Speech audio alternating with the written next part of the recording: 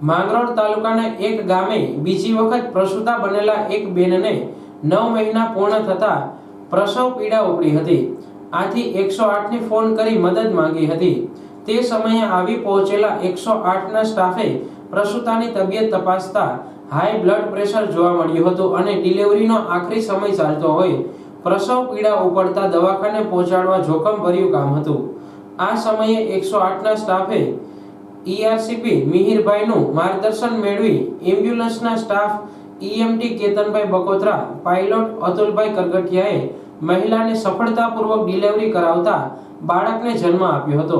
Delivery સમયે આ બાળકને ગર્ભનાળ વીંટાળેલી હોય સફળતાપૂર્વક તેને સરકાવી ડિલિવરી કરાવવા સફળતા મળી હતી। ડિલિવરી બાદ ગર્ભવતી મહિલાને માણાવદર સરકારી હોસ્પિટલમાં વધુ સારવાર માટે ખસેડવામાં આવી હતી। સફળતાપૂર્વક પુત્રનો જન્મ થતાં મહિલાના પરિવારે 108 ની ટીમને બિરદાવી હતી, જ્યારે જિલ્લા પ્રોગ્રામ મેનેજર મહેન્દ્ર ચૌહાણ અને જિલ્લા કોઓર્ડિનેટર જયેશ ગિરી મેઘનાથીએ 108 ની ટીમને અભિનંદન પાઠવ્યા હતા।